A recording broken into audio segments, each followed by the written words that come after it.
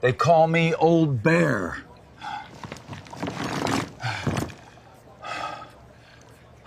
Coffee spilled on the chipped formica. Augustus didn't wipe it up. He just watched the young corporal across the booth snicker at his faded jacket. "What was your call sign, Pops?" the kid smirked. 2 words later, the diner went dead silent, and the kid forgot how to breathe. Rain smeared the diner's front window, blurring the neon open sign into a bleeding red smear against the gray afternoon. Augustus sat in the back booth. He hated the back booth, but the padded vinyl was softer on his left hip, the one that ground like ungreased gears every time it rained. He chewed a piece of rye toast. It was cold. It tasted like ash and cheap butter, but he chewed it anyway because the medication required a full stomach. The diner smelled of burnt coffee, industrial bleach, and old bacon grease. It was a Tuesday. Quiet. Until the heavy glass door shoved open, the brass bell overhead choking out a harsh, cracked jingle. 3 of them walked in. Marines. You didn't need to see the digital woodland trousers or the coyote tan boots to know. They carried that specific, rigid air of invincible youth.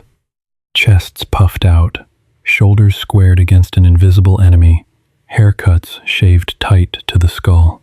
They were loud. Their laughter cut through the hum of the fluorescent lights like a bandsaw. Augustus took a sip of his coffee. His hand shook, just a slight, pathetic tremor in his fingers.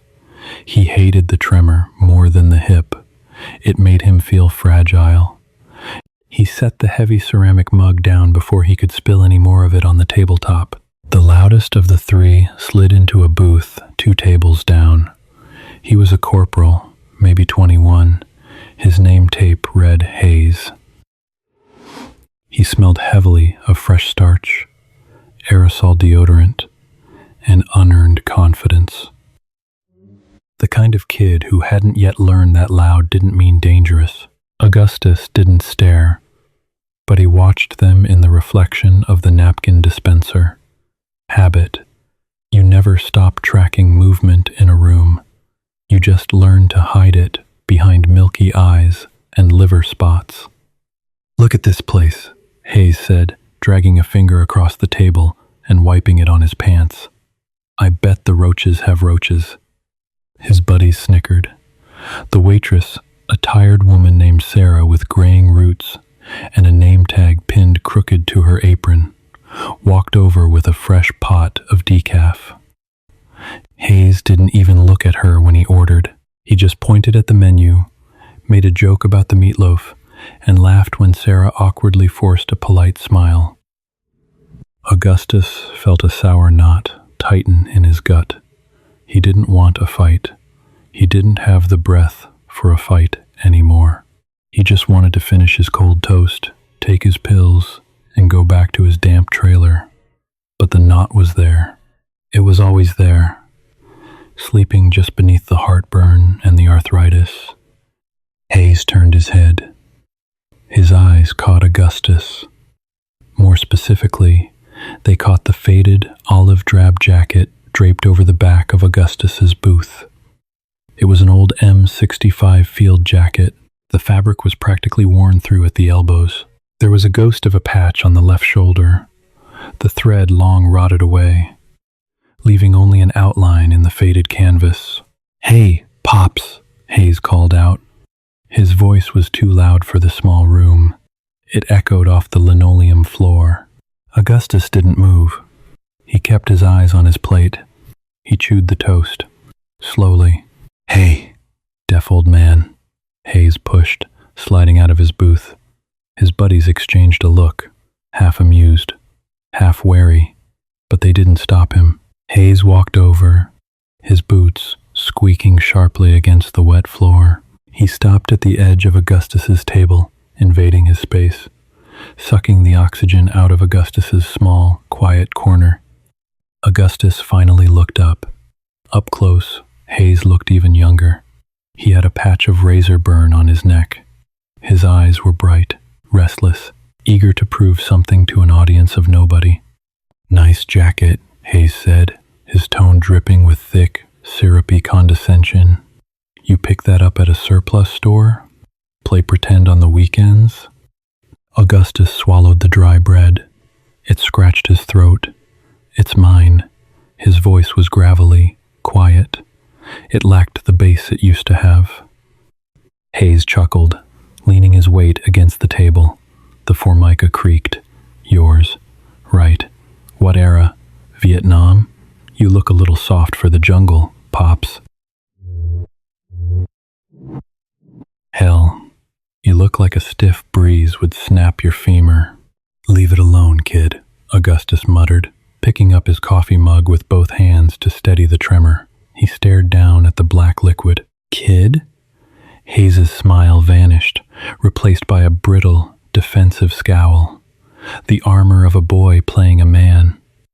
I'm a corporal in the United States Marine Corps, old man. I run 3 miles before you even wake up to piss. You don't get to call me kid. Augustus sighed, a long, rattling breath that smelled of peppermint antacids and old age. He was so incredibly tired. He didn't feel angry. He felt sad. Sad that this boy thought volume was strength. Sad that 50 years ago, Augustus had been just as stupid, just as loud, just as desperate to prove he wasn't afraid of dying. Congratulations, Corporal, Augustus said flatly, not looking up. Now, let me eat. Hayes wasn't going to let it go. He was performing now. His buddies were watching. The waitress was watching from behind the counter. He had to win. What unit were you in, huh? Hayes pressed, tapping the table with his knuckles. Supply? Did you fold blankets in Saigon? Or did you just hide out in the rear with the gear? Augustus closed his eyes. The smell of the diner, the bleach, the grease, suddenly shifted. It smelled like wet copper, like rotting vegetation and cordite. The phantom smells that never washed out, no matter how many showers he took. He opened his eyes. They were watery, bloodshot, and completely devoid of warmth. I wasn't in supply, Augustus said softly. Oh, a grunt? Hayes laughed, a harsh barking sound. A real badass, huh? Tell me, badass, what was your call sign? Everybody back then thought they were hot shit. What'd they call you? Sparky? G.I.? Joe? Come on, tell me your call sign. Augustus sat perfectly still. The diner hummed around them, oblivious.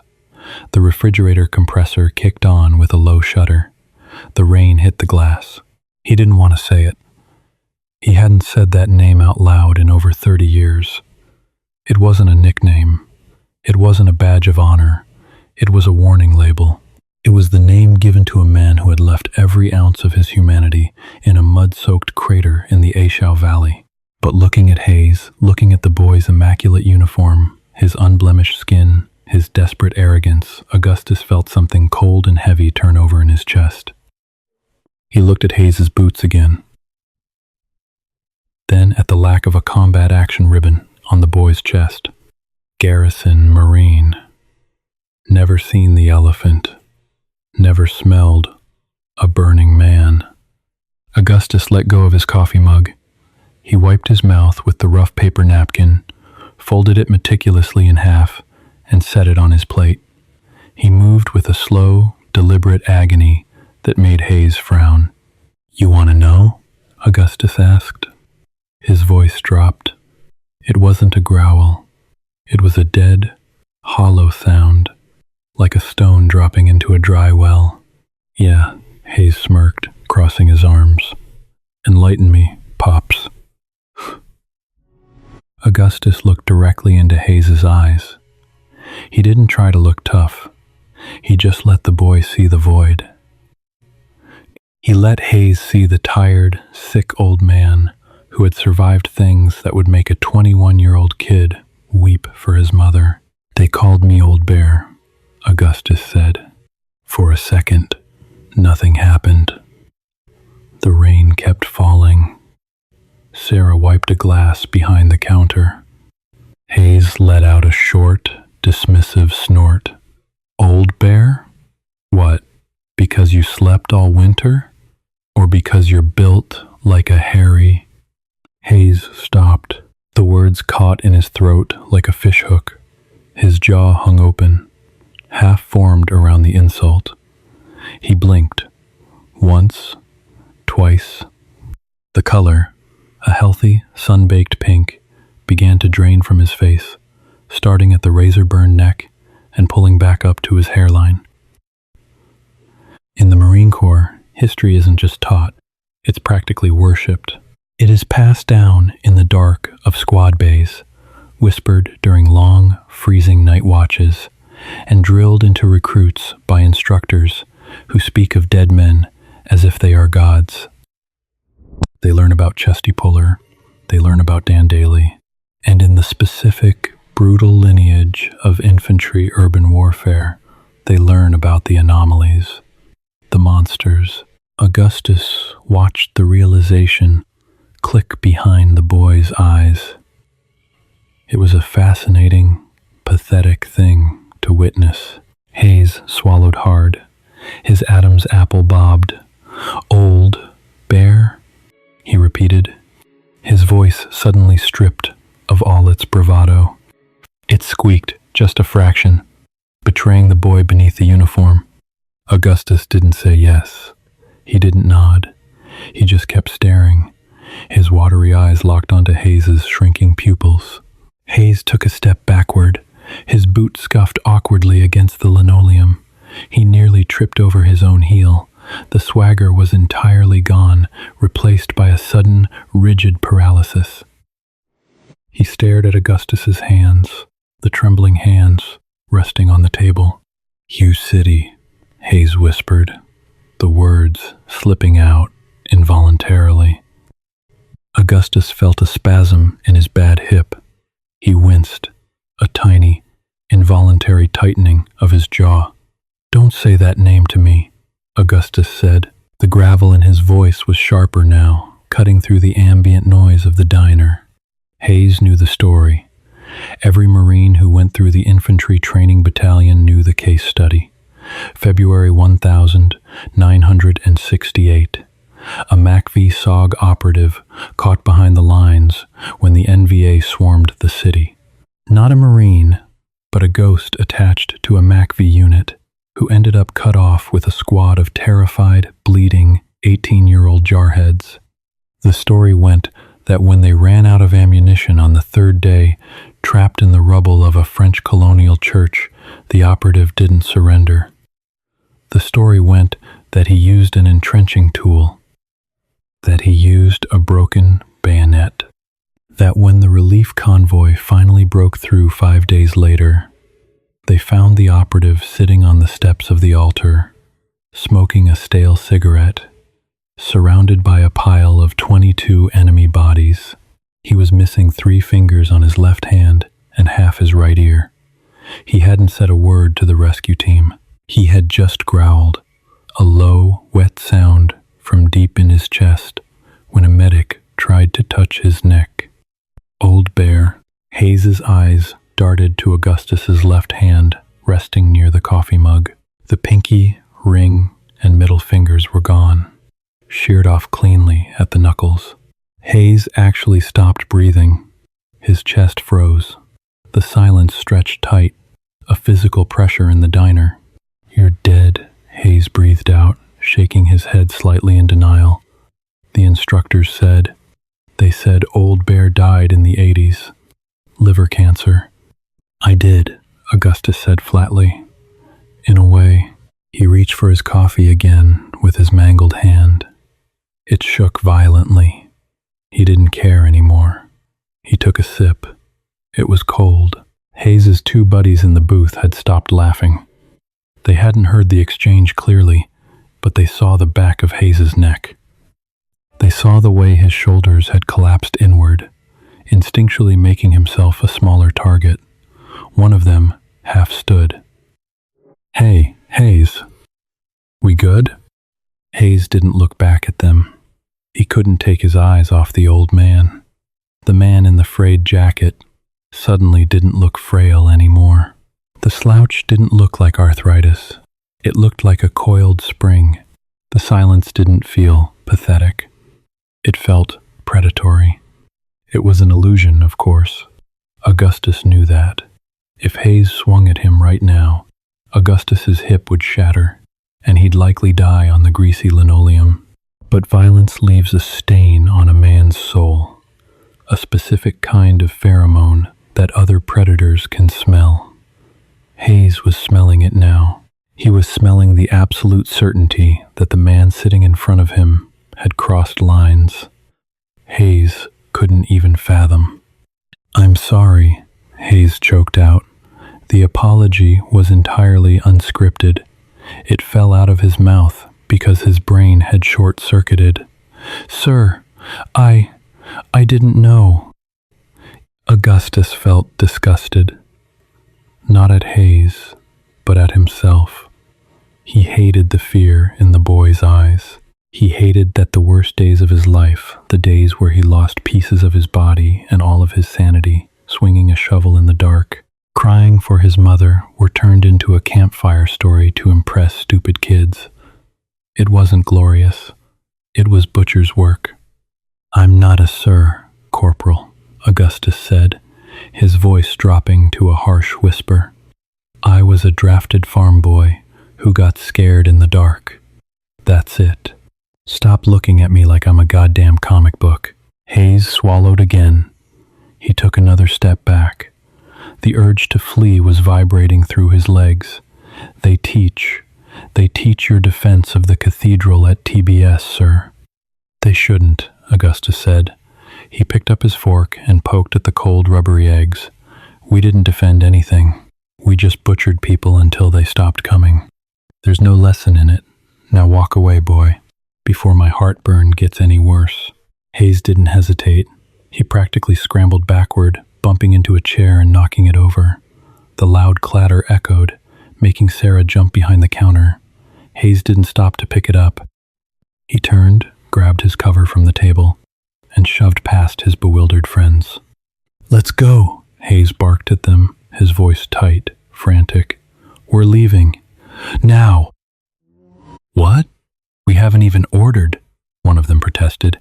"I said we're leaving," Hayes snapped, shoving the glass door open so hard the bell rattled violently.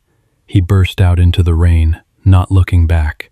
His buddies scrambled to follow, throwing confused, nervous glances at the old man in the back booth before hurrying out into the gray afternoon. The door swung shut. The diner settled back into the quiet hum of the refrigerator and the sizzle of the grill. Augustus sat alone. He stared at his trembling, mutilated hand. He closed his eyes and inhaled deeply, trying to smell the bleach and the grease, trying to push away the smell of the wet stone and the copper. He didn't feel like a legend. He just felt cold. Sarah walked over cautiously, holding a rag. She picked up the knocked-over chair and glanced at the empty booth the Marines had abandoned. Then she looked at Augustus. "You okay, hon?" she asked gently. Augustus opened his eyes. He gave a small, weary nod. "Yeah, Sarah, I'm fine." He pointed to his cup. "Could I just get a warm-up? And maybe a slice of that cherry pie. I think I earned the sugar today." Sarah slid the heavy ceramic plate onto the table. The slice of cherry pie sat in a small puddle of sticky, fluorescent red syrup.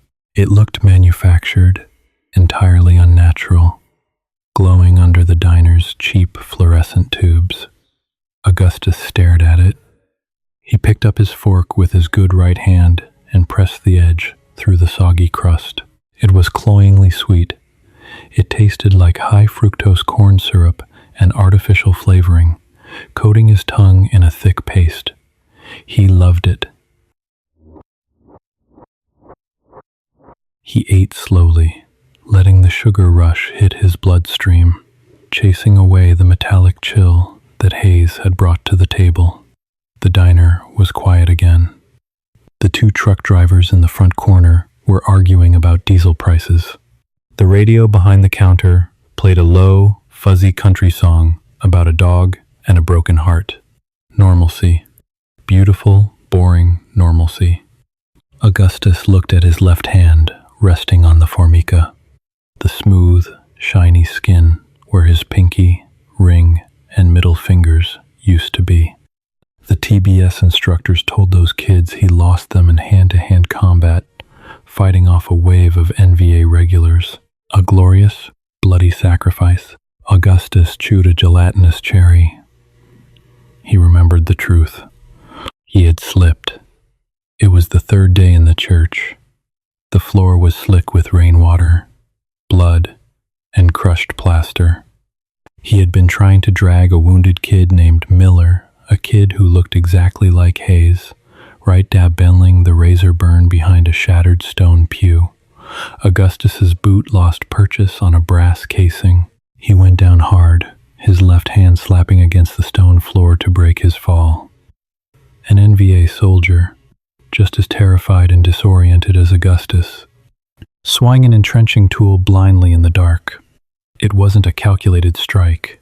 It was a panicked flail. The sharpened steel edge caught Augustus's knuckles, pinning them to the stone and slicing through bone and cartilage like dry kindling. There was no epic duel. Augustus just screamed, scrambled backward in the mud, and shot the kid in the stomach. Then he sat there, clutching his ruined hand against his chest, listening to the enemy soldier cry for his mother in a language Augustus didn't understand until he bled out. That was the legend. A slip, a blind swing, a boy crying in the dark. Augustus pushed the half-eaten pie away. The sugar rush was souring in his stomach. He reached into his pocket and pulled out a worn leather trifold wallet. He fumbled with the bills, his two remaining fingers on his left hand pressing against the leather while his right extracted a 20. He left it on the table under the coffee mug. Standing up was an ordeal. It always was. The grinding pop in his left hip sounded like a heavy dry branch snapping underfoot. He gripped the edge of the booth for a long second, waiting for the sharp, electric spike of pain to travel down his femur and subside into a dull, manageable throb. He shuffled toward the door. Sarah looked up from wiping down the counter. "You take care of yourself, Augustus. Keep warm out there." "Always do, Sarah. See you Thursday." He pushed the heavy glass door open. The brass bell choked out its ugly jingle one last time. The cold hit him instantly. It was a wet, biting chill that bypassed his faded M65 jacket and settled directly into his bones. The rain hadn't stopped. It was a steady, miserable drizzle that turned the potholed parking lot into a patchwork of oily puddles reflecting the diner's neon sign. Augustus pulled his collar up and hunched his shoulders, stepping carefully off the curb. He walked toward his truck, a rusted '98 Ford Ranger parked under a flickering streetlight. His boots crunched on loose gravel. He stopped halfway across the lot. Hayes was standing there. He was leaning against the passenger side of Augustus's truck. His two buddies were gone, presumably having driven back to base, leaving the young corporal alone in the rain. Hayes didn't have a raincoat.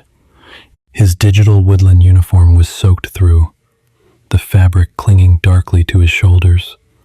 Water dripped from his tight, high and tight haircut, running down his face and dripping off his nose. He was smoking a cigarette. The cherry flared bright orange in the gray gloom, shaking violently. Augustus let out a long, foggy breath. He didn't want to do this. He was tired.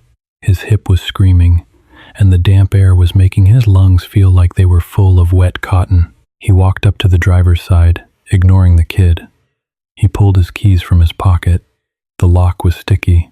He had to jiggle the key, fighting the arthritis in his thumb, to get it to turn. "My grandfather was at Khe-Sanh," Hayes said. His voice was entirely different now. The loud, brassy arrogance was washed away. He just sounded small, like a kid standing in the principal's office. Augustus stopped jiggling the key. He didn't look across the bed of the truck. He stared at his own reflection in the wet window glass. A lot of men were at Quezon. He never talked about it, Hayes continued, his voice tight, shivering slightly from the cold. Never. He just drank, and he stared at the wall. My dad hated him for it, thought he was weak. Augustus finally turned his head. He looked over the rusted roof of the cab. Hayes was staring at the glowing end of his cigarette as if it held the secrets of the universe. He looked miserable. He looked exactly like the kids Augustus had watched bleed out in the rubble of Hugh. Your dad didn't know anything, Augustus said flatly. I joined because of him, Hayes said, looking up, meeting Augustus's eyes. The kid's eyes were red, maybe from the rain, maybe not. I wanted to understand it. I wanted to see what he saw, to prove I could handle it, but they just teach us. They teach us you guys were superheroes, that you were titanium. They make it sound like a movie.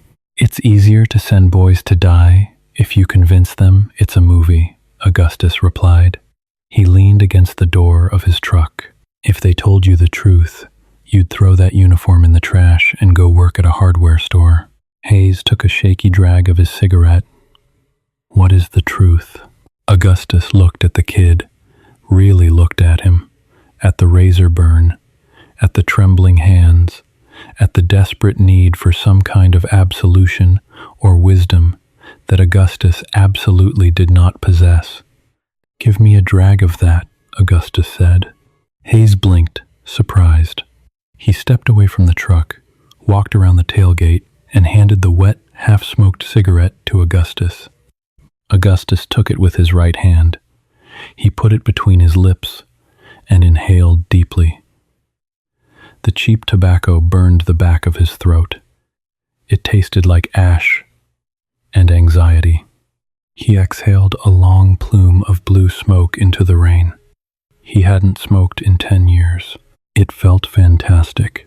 The truth, Augustus said, holding the cigarette between his thumb and index finger, is that there are no monsters, and there are no heroes.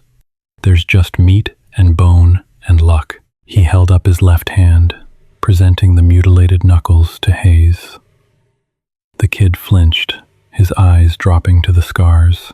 They tell you I lost these fighting off a dozen NVA with a bayonet, Augustus said, his voice devoid of any emotion.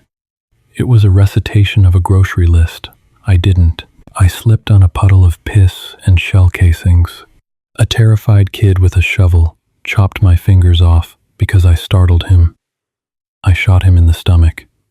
He cried for his mother for 20 minutes before he died. I sat there and listened to him. That's your legend. Hayes stared at the hand. The rain fell between them, hissing faintly as it hit the hot exhaust pipe of a passing car on the street. You didn't surrender, Hayes whispered. They said you held the line. Augustus laughed. It wasn't a happy sound. It sounded like a rusty gate swinging in the wind. I didn't hold the line, Corporal. I hid. I hid behind an altar, and I killed anyone who came near me, because I was so terrified I was pissing my own pants. I didn't care about the Marine Corps. I didn't care about the flag. I didn't care about my squad. I just wanted to go back to my father's farm in Ohio. I survived because I was more afraid than they were. Fear makes you an animal, and animals survive. He took one last drag of the cigarette and flicked the butt onto the wet asphalt. It fizzled out instantly in a puddle. You wear that uniform, you think it makes you a warrior, Augustus said softly, his eyes locking onto Hayes. It just makes you a target. You want to honor your grandfather? Stop pretending you know what he lost. Stop acting like violence is a game you win. You don't win. You just come home with pieces missing. Hayes didn't say anything. His jaw was tight. The bravado was completely stripped away, leaving only raw, uncomfortable reality. He looked down at his boots, the coyote tan suede stained dark with puddle water. "I'm sorry I talked to you like that inside," Hayes finally muttered. "I was just showing off." "I know," Augustus said. He turned back to his truck door. He grabbed the handle and pulled it open. The hinges squealed. "We all did it. Just hope you never have to find out what's underneath the uniform, kid. Because once you see it, you can't unsee it." Augustus climbed into the cab. The seat was torn, gray foam spilling out from the vinyl. It smelled like stale air freshener and old dust. He slammed the door shut. The metallic clang echoed in the empty lot. He jammed the key into the ignition and turned it. The engine sputtered, coughed, and finally caught, settling into a rough, rattling idle. He turned on the headlights. The pale yellow beams cut through the rain, illuminating Hayes, who was still standing in the parking lot. Augustus put the truck in gear. He didn't wave. He didn't offer a salute. He just pressed the gas pedal and pulled out onto the street. He watched Hayes in the rearview mirror. The young corporal stood completely still in the rain, watching the taillights fade. He looked incredibly small. Augustus turned his attention back to the road. The windshield wipers squeaked, smearing the water back and forth in a hypnotic rhythm. The heater kicked on, blowing a lukewarm breeze against his shins. His hip throbbed. The ghost of his missing fingers ached in the damp cold. He drove back toward his trailer. He needed to take his pills. He needed to lie down. He was just an old man, and the rain wasn't stopping anytime soon. If this story hit you right in the chest, do us a favor and smash that like button. We tell the raw, unfiltered stories of the men and women who walked through hell so we don't have to. Share this video with a veteran. Subscribe to the channel for more deeply human stories every week. And drop a comment below letting us know what call sign you would have earned. Stay grounded, stay humble, and we'll see you next time.